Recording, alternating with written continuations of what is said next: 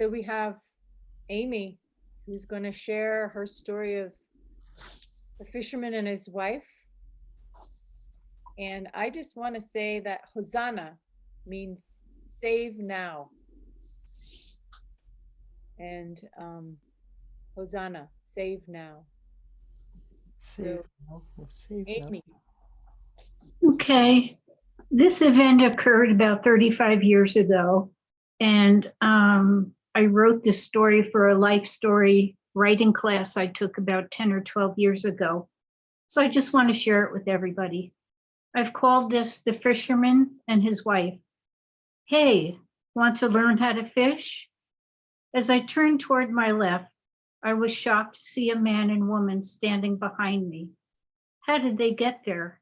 And why were they smiling at me? The parking lot at Huntington State Beach, PCH in Magnolia, was entirely void of people and cars when I parked my dilapidated 1980 Burgundy four-door Datsun 210. It was around 6 p.m. on a Friday evening. I was sort of surprised not to see any persons because with gleaming stars and a radiant moon, it would have been a perfect evening for a bonfire. As I glanced around the interior of my car, I rechecked the contents. All bases were covered. Letters to my parents, employer, and a neighbor on the driver's seat. My driver's license lay on top of the dashboard. I exited my car and removed my denim jacket, complete with shoulder pads, white high-top Reebok sneakers, and blue crew socks, and tossed them in the back. I locked the doors, put the key in my left front faded pleated jeans pocket, and purposely headed toward the Pacific Ocean. As I walked towards the water, I rolled my pant legs up to my scar-riddled knees and began to cry. Why was I such a loser? Why didn't I have any friends? Why did my sisters act like they didn't like me? Why did one of my bosses treat me so horribly? Why did I have to be gay? Why couldn't I be normal? I was so lonely all the time and I couldn't stand this kind of pain anymore. I decided the only way to elude the pain was to kill myself. My plan was to drown in the ocean. I took the first couple steps into the water. I was very surprised at how frigid the ocean felt. But it was in January, so of course the water would be cold. Well, soon enough, I wouldn't feel anything, right? So I continued on. The water rose up to my knees now, and tears flowed down my cheeks. I felt terrible for my parents that I wasn't going to be around anymore, but weren't they partly to blame for my misery? I thought they deserved to experience the heartfelt pain I was currently in. So did my sisters. So did everyone at work. I plodded along, although it wasn't easy. The waves tumbled all around me, and the angry waves were freezing. Maybe I should just dive in and get it over with. As I inhaled and exhaled, I prepared to dive under the gray bluish waves and heard, "Hey, want to learn how to fish?"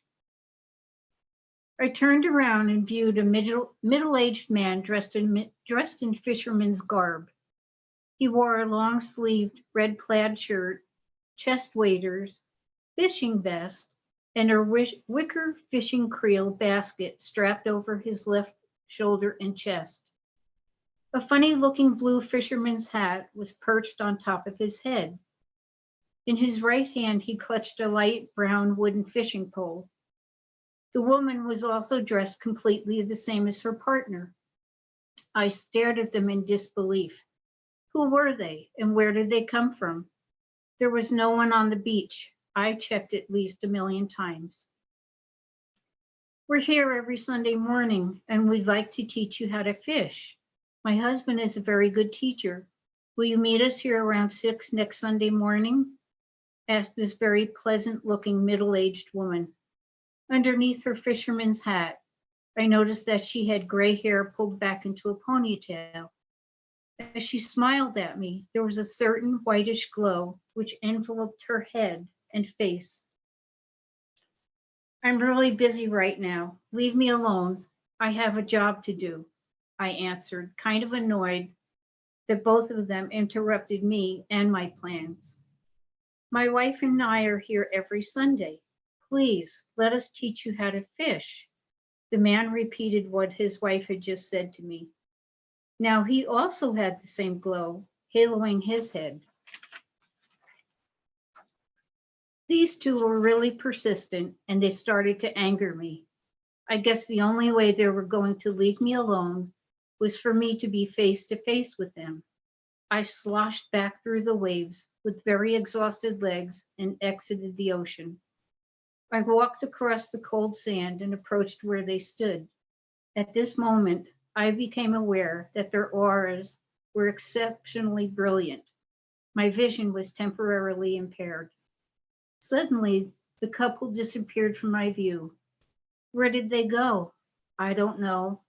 I spun around 3 or 4 times trying to locate them, but they were completely gone from the beach.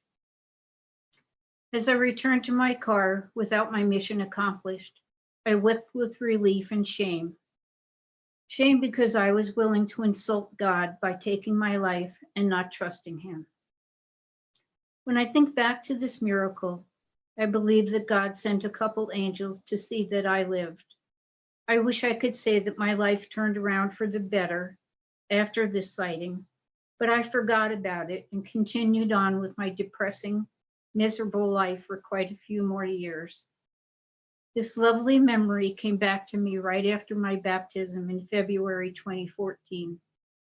Thank you, Mr. and Mrs. Fisherman.